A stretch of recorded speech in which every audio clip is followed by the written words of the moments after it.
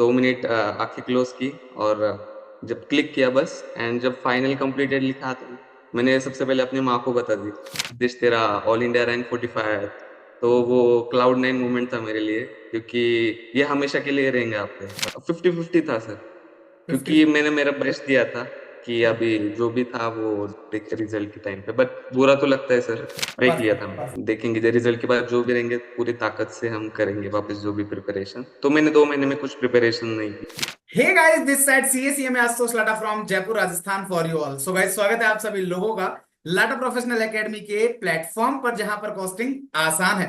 दोस्तों, आज हमारे साथ एक ऐसी शख्सियत है जिन्होंने मतलब अभी जो जून 2024 का रिजल्ट आया है उसके अंदर ऑल इंडिया रैंक स्कोर किया है, ऑल इंडिया रैंक 45 इन सीएमए फाइनल।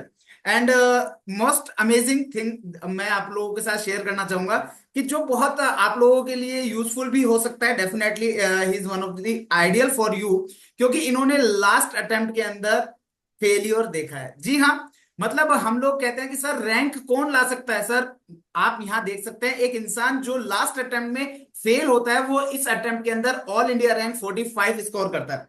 तो अभी बाकी की बातें जानने के लिए मैं कनेक्ट करूंगा सीधा आपको सीएमए सिद्धेश भोर से, जो कि है पुणे महाराष्ट्र से बिलोंग करते हैं। इन्होंने ऑल इंडिया रैंक 45 स्कोर किया है एंड पुणे में और रैंक फर्स्ट। ठीक है, चलिए बाकी के बारे में जानने के लिए हम लोग कनेक्ट करते हैं सिद्धेश से। Most welcome Siddhesh on our platform and we are really pleased to have you. Thank you so much sir.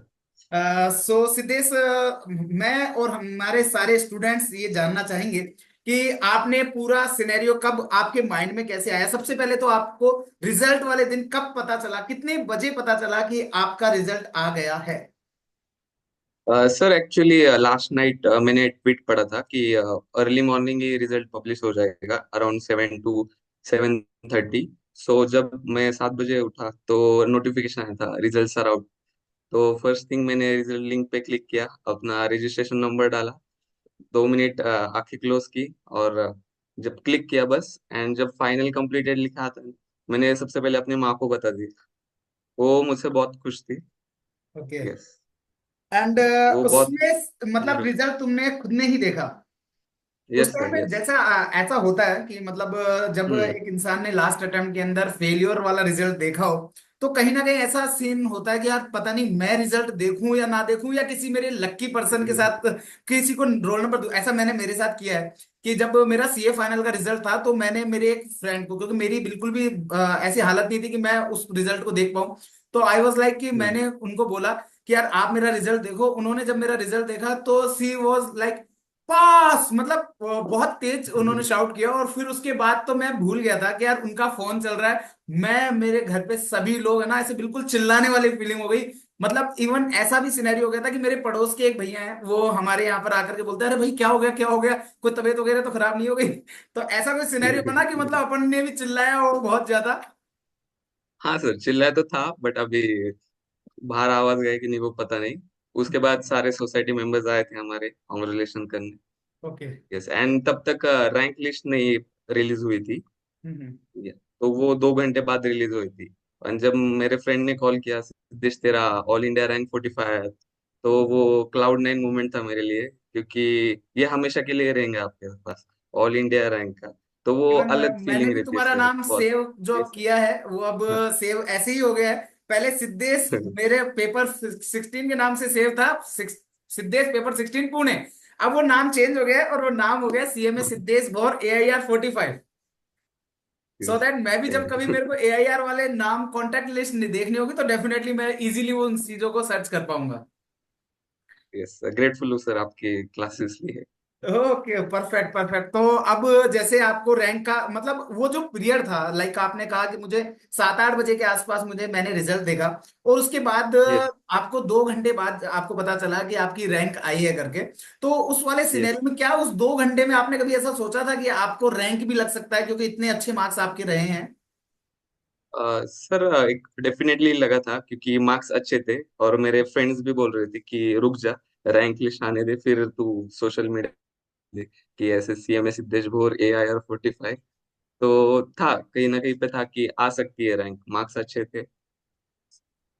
अब सबसे बड़ा एंड मोस्ट इम्पोर्टेंट क्वेश्चन जो कि बाकी सब लोग जानना चाहेंगे, क्योंकि होता क्या है कि रिजल्ट्स आते हैं, रिजल्ट्स पासिंग परसेंटेज रहता है 10-15% हमारा सीएमए फाइनल का। एंड डेफिनेटली 85 to 90% लोग पास नहीं कर पाते हैं।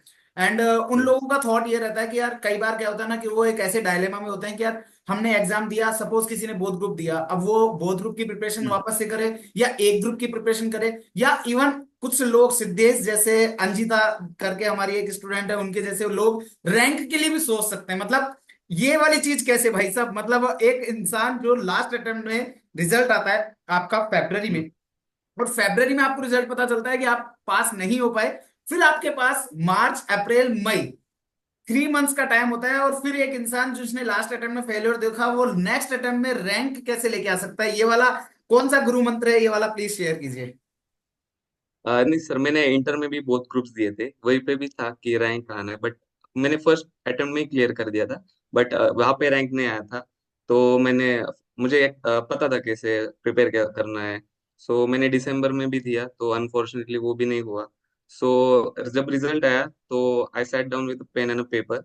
जो मैंने मिस्टेक्स की थी वो मैंने पूरी नोट डाउन कर दी, and I made sure that I don't repeat this mistake in this attempt. और मुझे पता था सर मैं कहाँ पे लैग कर रहा हूँ। सो मैंने उसी टॉपिक पे ज्यादा फोकस किया, and eventually the results were in my favour. So that's it.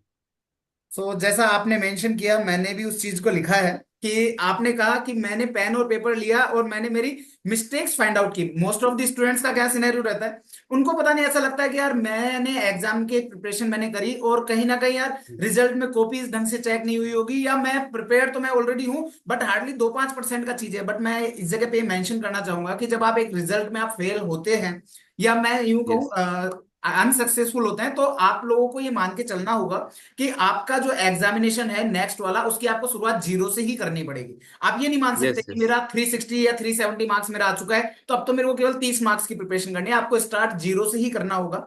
और वो जो गैप है, आज अगर मैं बात करूं तो सिद्धेश तुम्हारा लास्ट दिसंबर में अगर स्कोर की बात करें, इफ यू रिमेम्बर, तुम्हारा स्कोर क्या रहा होगा दिसंबर में? ओके, सो मेरा कॉस्टिंग में आई गेस 37 थे। तो डायरेक्ट भाई टैक्स में साहब, 36 थे। एंड एफएम में 50 के आसपास थे कुछ तो, एंड लॉ में 33 थे। मतलब मोटा मोटी एंड अगर मैं बात ग्रुप करें फोर तो आपका ग्रुप 3 के अंदर 160 160 160। Around total. हाँ, 160 के अराउंड टोटल था। ओके। एंड ग्रुप फोर में मैं इंडिविजुअल सब्जेक्ट में पास हुआ था, बट एग्रीगेट मेरा 200 नहीं हुआ था, मेरा 188 टोटल आया था वहाँ 188। ग्रुप फोर में। Okay. Yes. That means overall हम बात करें तो समवेयर 340 to 350 के आसपास आप थे। यस। यस। ओके। एंड फिर उस जगह से मतलब ऐसा होता है सिनेरियो कि लाइक मैं हमेशा से कहता हूँ कॉस्टिंग आसान है, एंड उस जगह पर भी हम देख रहे हैं कि लास्ट अटेम्प्ट में, ऑल्दो मैं आप सभी लोगों को बताना चाहूंगा, Siddhesh was my student of CMA final strategy cost management, and he scored examination marks in this attempt. So journey was from 37 marks in the last attempt and 62 marks. Definitely I would say कि ये यहाँ पर ये जो journey है इसमें सिद्धेश ने बहुत अच्छा हार्डवर्क किया होगा डेफिनेटली, तो तभी ये 25 मार्क्स का जो एडिशनल गैप है ये इन्होंने इसको मीट आउट किया। And if I am not wrong, शायद आपका सेकंड हाईएस्ट मार्क्स एससीएम में है। Yes. Right, right, right.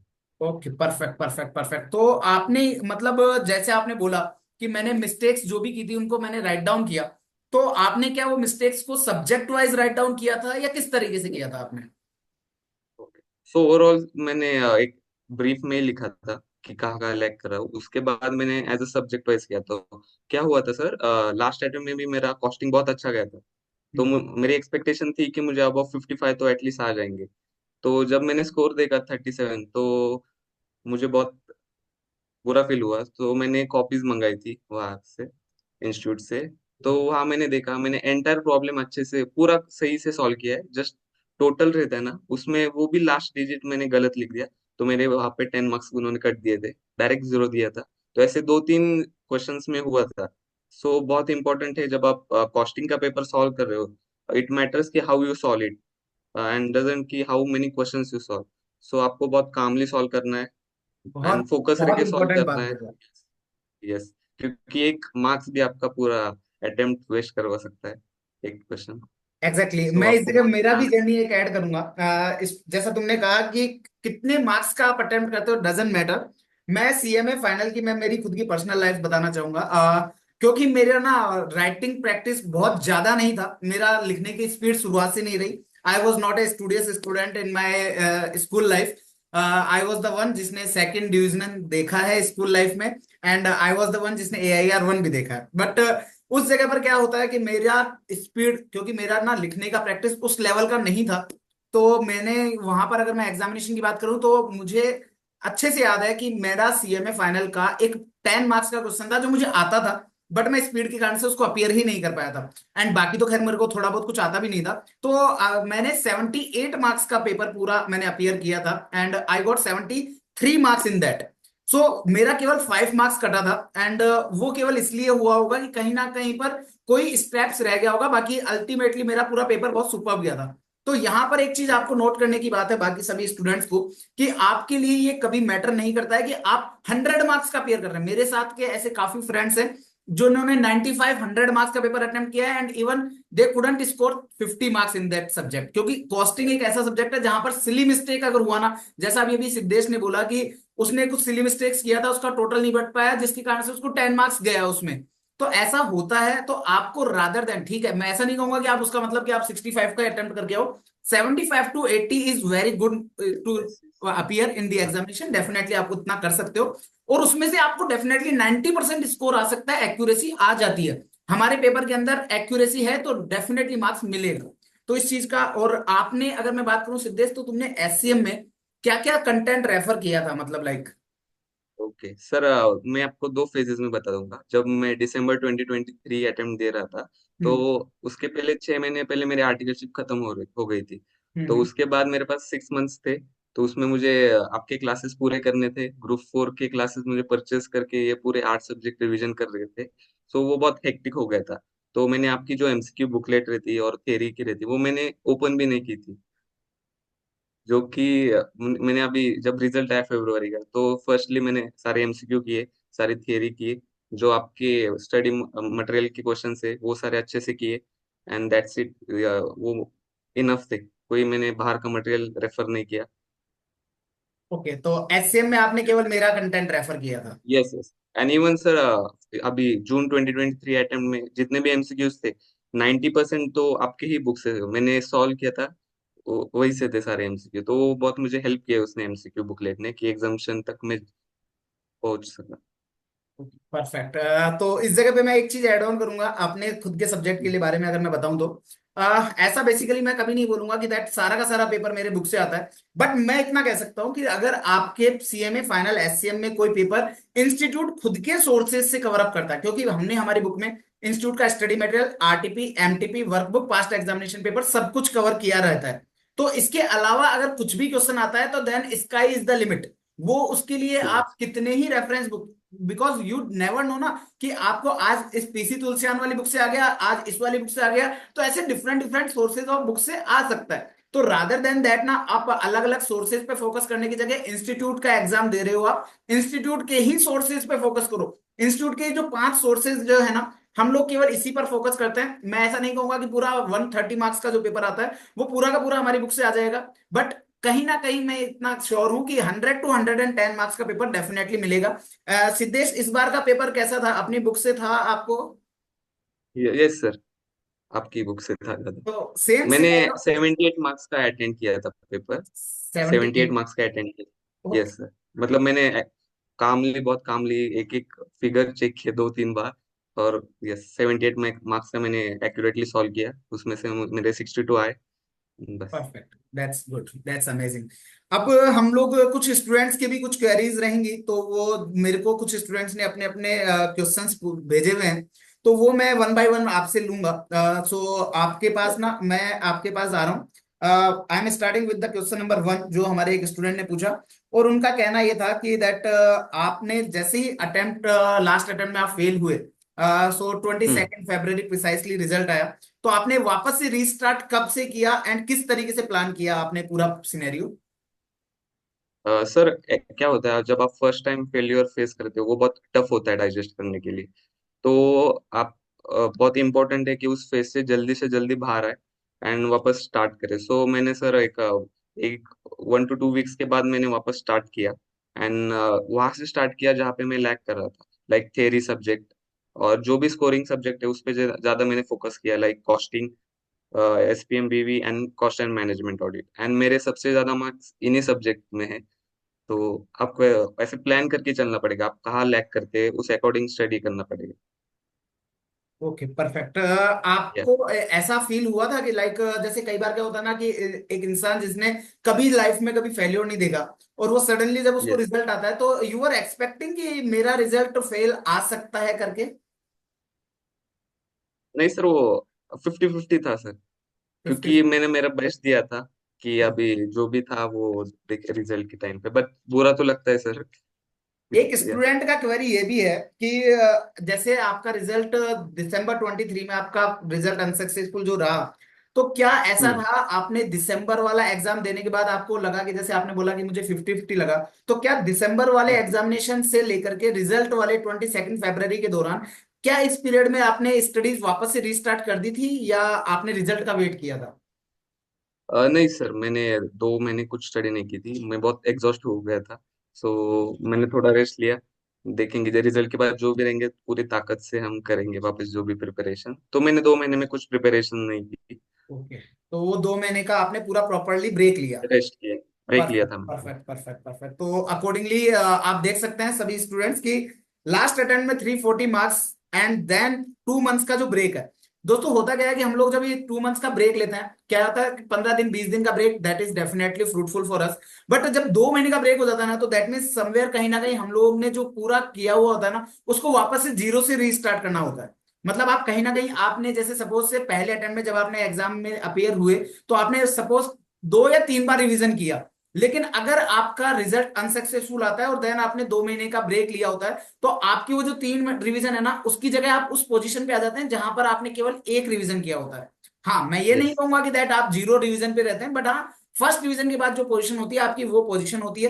And then उसके बाद में रीस्टार्ट करना और समवेयर जैसा इन्होंने कहा कि इनको वापस से सेल्फ कॉन्फिडेंस लाने में भी कुछ समय लगा। तो मैं ये मान सकता हूँ कि फेब्रवरी, जैसे 29 February was the last day of the month February, तो कहीं ना कहीं 5-6 दिन इनको अपनी प्रिपरेशन के अंदर कैसे पूरा प्लान करना है उस प्लानिंग में लगा होगा और कहीं ना कहीं अपने आप को वापस से रीबूस्ट करने के अंदर उसमें लगा होगा। तो accordingly only March, April, May, that means 3 months. तो अगर मैं आज की बात करूं तो जब हम लोग ये इंटरव्यू सिद्धेश के साथ ले रहे हैं तो अगस्त का एंड है।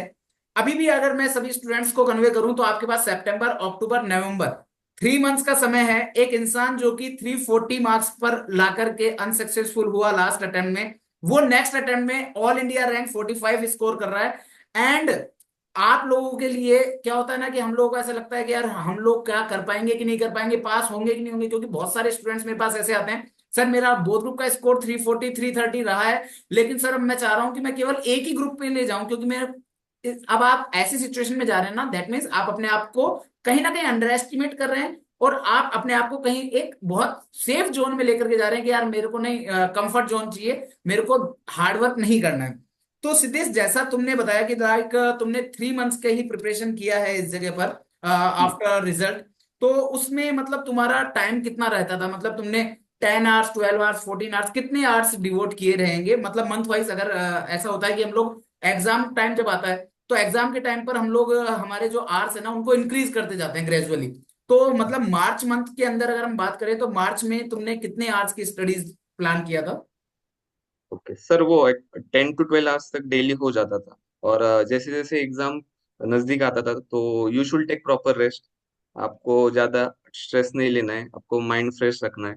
So you should take proper rest, maximum 8 to 10 hours enough है। और स्पेशली जब एग्जाम के दिन, तो आपको सिर्फ अपने नोट्स प्रेफर करने हैं। आप एक बहुत ग्रुप्स में सर ऐसे होता है कि कंटिन्यू पेपर रहते हैं, सो रिवीजन का टाइम ऑलमोस्ट नेग्लिजिबल रहता है।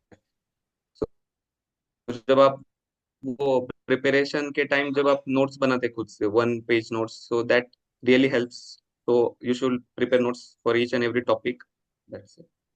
सो अकॉर्डिंगली मतलब हम कह सकते हैं कि स्टूडेंट अगर कंटिन्यूअस, लेकिन कमिटमेंट यहाँ पर एक चीज ध्यान रखिएगा सभी स्टूडेंट्स, या कमिटमेंट मतलब एक इंसान अगर रैंक लेके आ रहा है दैट डजंट मीन कि वो उसने अपना हार्डवर्क नहीं किया है। डेफिनेटली वो हार्डवर्क रहा है। और यहाँ पर सिनेरी क्या होता है, हम लोगों को मोटिवेशन जब आता है ना, तो हम लोग को लगता है भाई साहब कल तो अपन ना 12 घंटे 14 घंटे फोड़ देंगे, कोई दिक्कत नहीं है। लेकिन उसके अगले दिन क्या कहते हैं कि नहीं यार आज तो थोड़ा कम हो रहा है, आज नहीं हो पा रहा, तो अगले दिन हम लोग 2 घंटे 3 घंटे 4 घंटे पे आ जाते हैं और वो कॉम्पनसेट हो जाता है। ऐसा कभी नहीं करना है कि आप लोग अननेसेसरी अपने आप को बहुत ज्यादा पुश कर दें, सो दैट आप नेक्स्ट डे आपको करने की वो एंथुजियाज्म ही ना रहे।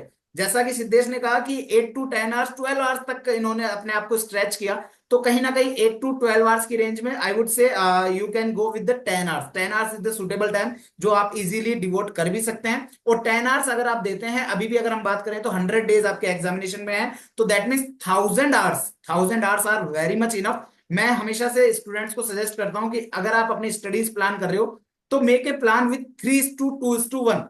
3:2:1 जो मेरा फॉर्मूला है वो ये कहता है कि आज अगर जैसे अभी मैंने बोला आपको कि इससे मेरा यहाँ पर 1000 आवर्स, अगर आप 10 hours a day for the 100 days अगर आप करते हैं, तो कहीं ना कहीं आपके पास टोटल 1000 आवर्स हैं। तो आप अपने फर्स्ट डिवीजन को प्लान कीजिए 500 आवर्स में, देन आप ब्रेक कीजिए, मतलब आपने 3:2:1 के अंदर उसको ब्रेक करना है उस टाइम फ्रेम को। तो आपको उसको अकॉर्डिंगली प्लान करना है कि मेरे को फर्स्ट डिवीजन 500 आवर्स में करना है, देन सेकंड डिवीजन कहीं ना कहीं मैं 300 आवर्स में करूंगा, और मेरा थर्ड डिवीजन जो है वो 200 आवर्स में। अब आपको नेक्स्ट ब्रेक क्या करना है, इस 500 को आपको 8 सब्जेक्ट में ब्रेक करना है। तो आप अगर 500 को 8 सब्जेक्ट में अगर आप ब्रेक करते हैं, तो कहीं ना कहीं आपको पर सब्जेक्ट 60 to 70 आवर्स का समय मिलता है। तो अब आपको ये ध्यान रखना है 60 to 70 आवर्स का मतलब ये हो गया कि भैया आपके लिए एक सब्जेक्ट का 7 डेज, एक सब्जेक्ट का 7 days for the first division, यही आपके पास समय है। लेकिन अब 7 डेज पूरा एक सब्जेक्ट नहीं करना। अभी सिद्धेश से पूछेंगे नेक्स्ट क्वेश्चन कि सिद्धेश आपने एक टाइम पर कितने सब्जेक्ट्स लिए, मतलब आपने एक टाइम पर जब आप रिवीजन कर रहे हैं, तो आज आपने सपोज आज सुबह से आपने पढ़ना चालू किया, रात तक आप कितने सब्जेक्ट, मैक्सिमम कितने सब्जेक्ट आप लोग आप किया करते थे? सर जो भी मेरा थेरी सब्जेक्ट्स है जैसे कि law, direct tax and GST, उसमें थेरी एंड प्रैक्टिकल दोनों मिक्स है, तो मैं वो मॉर्निंग सेशन में रखता था, क्योंकि तब माइंड फ्रेश रहता है। एंड आपको मेक श्योर करना है कि इन थेरी सब्जेक्ट में ज्यादा से ज्यादा 1 से 2 दिन तक रिवीजन का गैप हो, क्योंकि the more you will retain it, the better you will remember it. So आपको कंटिन्यूसली रिवीजन करना है थेरी का। And regarding the subject, so मैं एक दिन में मैक्सिमम 4 सब्जेक्ट तक प्रिपरेशन करता था। आफ्टरनून सेशन में मैं ज्यादा प्रैक्टिकल सब्जेक्ट्स रखता था, जैसे costing, SFM, and accordingly that. So maximum 4 subjects a week, per day is enough. Okay perfect, maximum 4। Maximum 4 subjects आपने लिए हैं। जैसा अभी इन्होंने या मेंशन किया कि आपको रिटेन रखना बहुत जरूरी है, एंड वो रिटेन कैसे होगा? आपके लिए मैं थियरी सब्जेक्ट के लिए एक चीज ऐड करना चाहूंगा। आपको थियरी सब्जेक्ट में हमेशा एक चीज ध्यान रखनी है, थियरी सब्जेक्ट्स आपका मल्टीपल रिवीजन मांगता है। मल्टीपल रिवीजन इन द या सेंस किस तरीके से, आज सपोज से मैंने कोई पर्टिकुलर कोई टॉपिक किया है, आज मैंने सपोज सेक्शन 180 करके कोई लॉ के अंदर मैंने सेक्शन किया है, तो आपको उस सेक्शन को नेक्स्ट डे भी रिवाइज करना है, फिर उसके बाद में आपको उसको वेरी नेक्स्ट डे भी रिवाइज करना है। अब आपको क्या करना है, या क्यूमुलेटिव रिवीजन करते हुए चलना है। अगर आपको रैंक, आप सोच रहे हो ना मुझे रैंक लाना है, तो रैंक के लिए कुछ नहीं करना होता, थोड़ा सा स्मार्ट वर्क करना है। और वो स्मार्ट वर्क क्या है कि आप लो या आपका कॉस्ट एंड मैनेजमेंट ऑडिट जैसे थ्योरी सब्जेक्ट जो हैं, उन थ्योरी सब्जेक्ट्स को आपको डेली के साथ साथ नेक्स्ट डे भी रिवाइज करना है। नहीं तो होगा क्या, आपने आज पढ़ा, आप अगर उसको रिवाइज नहीं करोगे कि मैं भैया अब नेक्स्ट बार जब रिवाइज करने बैठूंगा आज के 20 दिन बाद 1 महीने बाद तब मैं रिवीजन लूंगा, तो भैया आपको उस चीज का इतना वर्थ नहीं होगा। रादर आपको क्या करना है, आज सपोज से आपने 5 पेजेस का आज रिवीजन किया, अब आपको नेक्स्ट डे भी 5 पेजेस रिवाइज करने हैं, तो बिफोर गोइंग अहेड आपको जो लास्ट डे यस्टरडे आपने जो 5 पेजेस किए हैं उनको पहले रिकॉल कीजिए, जिसमें आपको बहुत ज्यादा समय नहीं लगेगा। देन आप नेक्स्ट 5 पेजेस पे जाइए। फिर आप थर्ड डे पर अगर मैं बात करूं तो फर्स्ट और सेकंड डे में जो आपने 5-5 पेज किए थे उनको रिवाइज कीजिए, और फिर आप नेक्स्ट 5 पेजेस पे जाइए। तो डेफिनेटली आपको एक रिवीजन भी अपने आप में वो मल्टी रिवीजन के मल्टीपल रिवीजन में आएगा आपका थ्योरी सब्जेक्ट का। ये थ्योरी सब्जेक्ट्स के लिए मैं आपको बोलना चाहूंगा, थ्योरी सब्जेक्ट इसी तरीके से हो सकता है, बिकॉज मैं मेरे लिए बोल सकता हूं कि मुझे थ्योरी सब्जेक्ट बिल्कुल भी अच्छा नहीं लगता था। And even I never try कि भैया मेरे को यार कैसे भी करके भगवान ये थ्योरी सब्जेक्ट से बचा लेना, बाकी सब काम हो जाएगा। And I got 59 marks in low, just वो भी इसलिए आ गया क्योंकि मेरे को ये पता था कि भाई साहब अगर मैं बार बार रिवाइज कर रहा हूं ना तो मेरे को कुछ तो याद रहेगा वहां पर। सिद्धेश तुम कैसे राइट। स्टूडेंट थे, मतलब मेरे जैसे जिनको थियरी भाई साहब बर्डन लगता है, प्रैक्टिकल अच्छा लगता है, वो वाले, या नहीं सर दोनों एवरेज? एग्जैक्टली आपके जैसा। मैं प्रैक्टिकल में पहले से अच्छा था, मेरा मैथ्स बहुत अच्छा था। प्रैक्टिकल में सर थोड़ा वीक था मैं। तो जितने बार आप प्रैक्टिकल सब थ्योरी सब्जेक्ट रिवीजन करोगे उतना आप याद में रहेंगे। Okay, perfect. तो मतलब आपने थियरी सब्जेक्ट्स के लिए जैसे यूजुअली स्टूडेंट बोलता है डेली। कि सर हम थियरी सब्जेक्ट एक दिन मतलब ऐसा हो जाए कि सर हम पूरा लो, आज पूरे दिन लो ही पड़ेगा भाई, ऐसा वाला कोई सिनेरियो बैठा तुमने? या मतलब नहीं, मैंने 2 आवर्स 3 आवर्स का ही ब्रैकेट लिया? नहीं सर, आप ज्यादा से ज्यादा 2-3 घंटे लॉ रिवाइज कर सकते हो, उसमें बाद आपको एफिशिएंसी वो नहीं रहेंगी इससे ज्यादा कि झिलता नहीं आपको है ना? Daily basis. हाँ, सो आपको नींद आने लगती है बाद में। तो आप ट्राई करो कि आप डेली रिवाइज करो, मैक्सिमम 2 to 3 आवर्स एक सेशन में रखते जाओ, प्रॉपर ब्रेक ब्रेक करो एक सेशन में, and that's it. Mind perfect. Fresh रखना है तो इसमें। आपने जैसे थियरी सब्जेक्ट जो है, मतलब हम लोगों का एक नो। पर्टिकुलर टाइम होता है, एक टाइम स्लॉट होता है जिस टाइम स्लॉट में हम बिल्कुल फ्रेश होते हैं। मतलब जैसे कुछ या। लोगों के लिए होता है कि यार कोई नाइट नाइट वाले लोग हैं कि भैया हमको रात को ही पढ़ने का है, जैसे मैं ऐसा था कि मेरे को रात को 8 बजे से पढ़ने बैठना है, मैं सुबह 5 बजे तक पढ़ता था। तो मेरे लिए वो था कि वो 8 से 5 बजे तक मैं उसी स्लॉट में पढ़ाई करता था, तो मेरे को 8 से 10 वाला रात वाला जो स्लॉट था वो मेरे लिए बहुत अच्छा वाला स्लॉट था। देन उसके बाद में मैं प्रैक्टिकल पे चल जाता था। जैसा तुमने बोला कि तुम अर्ली मॉर्निंग वाले इंसान हो, तो अर्ली मॉर्निंग में या मतलब तुमने जो थियरी सब्जेक्ट्स हैं, जो तुमने भी कहा कि मुझे इतने ज्यादा इंटरेस्टिंग नहीं लगते थे, तो वो थियरी सब्जेक्ट्स को तुमने किस स्लॉट में लिया, मतलब मॉर्निंग स्लॉट में लिया कि कब लिया? नहीं सर, सारे थ्योरी सब्जेक्ट मैंने मॉर्निंग स्लॉट्स में लिए थे। ओके। सुबह सुबह माइंड जब फ्रेश रहता है, और आप ये फर्स्ट सब्जेक्ट रहता है आपके पूरे रिवीजन डे का, तो ज्यादा इफेक्टिवली आप मेमोराइज कर पाते हो उसमें। और जितना ज्यादा आप रिवाइज करोगे उतना अच्छा आपका रिटेंशन होगा। Perfect, perfect. तो और जैसे कुछ स्टूडेंट्स के साथ ऐसा भी होता है कि यार मैं पढ़ रहा हूँ यार, कंटिन्यूअसली पढ़ते हुए क्या होता है ना कि कुछ लोगों की आदत होती है, हम लोग प्रोफेशनल कोर्सेज में तो आ जाते हैं बट यार हम लोग पढ़ने वाले होते नहीं है, काइंड ऑफ लाइक मी ना। तो ऐसा होता है कि यार हम लोग पढ़ रहे हैं यार, 10 दिन पढ़ लिया भाई साहब, ऐसा लगता है कि यार भाई पता नहीं कितना ज्यादा पढ़ चुके हैं हम लोग, तो एग्जॉस्टिव सी फील होने लग जाता है। तो ऐसा कभी हुआ जिस जगह पर तुमको ऐसा लगता हो कि यार सर मैं बहुत ज्यादा एग्जॉस्ट फील कर रहा था, या मैं बहुत ज्यादा ऐसे टेंशन में था कि यार पता नहीं मेरे से कैसे हो पाएगा, ऐसा कोई सिनेरियो बैठा आपके साथ कभी? और सर इस बहुत इंपॉर्टेंट है कि आप कितने सेशन का आप एक सेशन रखते हो, कितने आवर्स का सेशन रख सकते हो, ताकि आपको एग्जॉस्ट फील ना हो। मैक्सिमम मैंने 2 आवर्स का सेशन में रखे, एंड उसके बाद 1 to 1.3 आवर्स मैंने ब्रेक लिए। तो इसकी वजह से क्या होता है, आपका माइंड रहता है और आपको एनर्जी वापस रीगेन हो जाती है, तो इतना एग्जॉस्ट फील नहीं होता। वो इवेंचुअली हो जाता है सर, आज एंड डे तक आते आते पूरी एनर्जी डाउन हो जाती है, और वो लास्ट सेशन बहुत टफ रहता है, बट अगर वो आपने निकाला ना, आपको बहुत मोटिवेट फील होता है कि मैंने अच्छे से पढ़ाई की आज, तो वो नेक्स्ट डे भी सेम साइकिल रिपीट हो जाता है। सो आप यूज टू हो जाएंगे उस और सिचुएशन जैसे को। अब तुमने 3 महीने में बोथ ग्रुप्स के लिए गए, तो एक टाइम आता है, या। एक टाइम ऐसा आता है जब इंसान को लगता है यार पता नहीं मेरे से बोथ ग्रुप मैनेज हो पाएगा कि नहीं हो पाएगा, मतलब सेल्फ डाउट आता है कि यार मेरे से होगा कि हम्म। नहीं होगा। तो ऐसा कभी ऐसा डाउट आया कि यार पता नहीं सिद्धेश तू बोथ ग्रुप के लिए जा तो रहा है, लेकिन यार ऐसा कर लेगा क्या तू भाई? मतलब खुद से कोई डाउट आया ऐसा, या कोई किसी दिन ऐसा कि आप डिमोटिवेट हुए हो कि नहीं यार मुझे अब ना मेरे से भाई साहब बिल्कुल भी अब आज वाला दिन तो मैं पूरा रिलैक्स होऊंगा, मेरे को बिल्कुल भी पढ़ाई में दिमाग नहीं लग रहा है, मैं भयंकर डिमोटिवेट टाइप का हूँ, ऐसा कभी हुआ आपके साथ? सर वो एक्चुअली रिजल्ट के बाद हुआ था कि आपको सेल्फ डाउट आ जाता है, but you should never doubt your self. आपको पता है आपका पोटेंशियल क्या रहता है, आपको पता है आप कहाँ लैग कर रहे हो। If you work on those things, आप क्लियर कर पाओगे। सेल्फ बिलीव रखना है। तो मैंने वापस नेक्स्ट डे ही बोथ ग्रुप का फॉर्म फिल किया। मुझे फैमिली मेंबर्स सजेस्ट कर रहे थे कि go for single group, don't take too much load, but sir मुझे पता था कि मुझे देना तो बोथ ग्रुप ही है, सिंगल ग्रुप में नहीं देने वाला। सो या, आप खुद पे कॉन्फिडेंस चाहिए, एंड परफेक्ट, परफेक्ट। प्रिपरेशन भी वैसे अकॉर्डिंग करनी है। तो आपने मतलब आपको ऐसा कभी नहीं लगा कि एक बार जब शुरुआत में रिजल्ट वाले टाइम पर जो फरवरी का टाइम था तब आपको ऐसा लगा, हाँ। बट आफ्टर फरवरी आपने कभी भी पीछे मुड़कर नहीं देखा कि नहीं भाई साहब नहीं। सिद्धेश अब तो रैंक लेकर के आना है? तो कभी टारगेट में लिया था सिद्धेश की यार बोथ ग्रुप पास करना है या रैंक लाना है? कभी रैंक वाला यस टारगेट सर। रहा? सर एक्चुअली क्या हुआ था, जब रिजल्ट आए थे फेब्रुवरी, तो ये फर्स्ट टाइम था मैंने फेल्योर देखा, तो मुझे बहुत बुरा लगा था। I was completely shattered from inside. तो मैंने उस दिन एक नोट लिखा था कि इस एग्जाम में आपको बहुत बुरा फील करवाया, so make sure you clear this exam, not only by passing it but with an AIR। सो मैंने वो मेरा नाम लिखा था उस नोट के नीचे, CMA सिद्धेश भोर AIR, एंड वो स्पेस ब्लैंक रखा था कि मैं रिजल्ट जब जून के पब्लिश हो जाएंगे तो मैं आके साइन कर दूँ। तो एक्चुअली मैंने अभी तक है, वो नोट है मेरा। क्या बात है, क्या बात है। That's the confidence, that's the real confidence.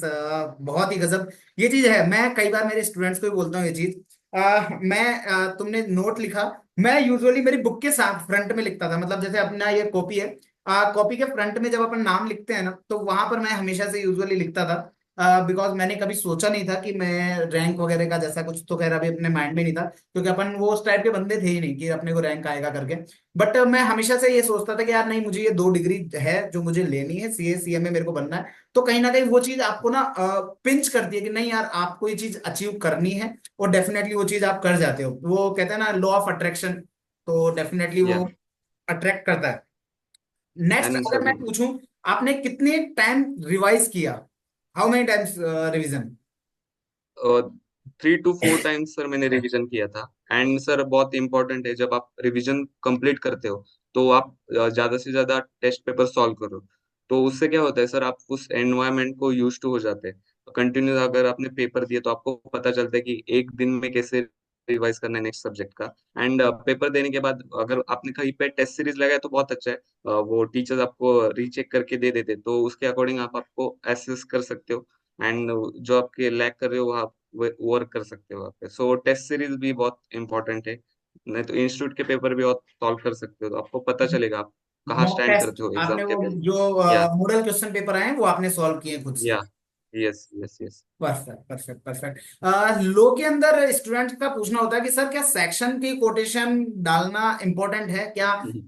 एक रैंकर ने अपने एग्जामिनेशन में सेक्शन कोट किए थे लो के पेपर में। सर देखो, एज ह्यूमन बीन आपका सारे सेशंस तो नहीं याद कर पाते, जो जो इम्पोर्टेंट है like independent director, appointment of independent director, तो ये हो जाते हैं याद। अगर आप बार बार वो सेक्शन पढ़ो, रीड करो, तो वो रिटेन हो जाता है। सो मैंने मेंशन किए थे सेशंस लॉ में, not everywhere but where there was needed I mention those sessions. और बस इनकम टैक्स में लेकिन भी। बस उसमें एक चीज ध्यान रखनी है, अगर आपको करेक्टली सेक्शंस आते हैं करेक्ट, तो ही यस कोट सर, करें। राइट। तो अगर ही आप मेंशन सेक्शन कोट नहीं करेंगे तो चल जाएगा, लेकिन गलत किया। कोट करेंगे तो मार्क्स कटेगा। इस चीज का आप लोग सभी राइट लोग राइट ध्यान रखिएगा, डेफिनेटली इस चीज का ध्यान रखिएगा। राइट। और इसके अलावा अगर हम बात करें तो लाइक आपने यहाँ पर टोटल 8 सब्जेक्ट थे, उसमें से कोई ऐसा सब्जेक्ट था जो आपने सेल्फ किया हो खुद से, जिसकी कोई क्लासेस नहीं हुई हो?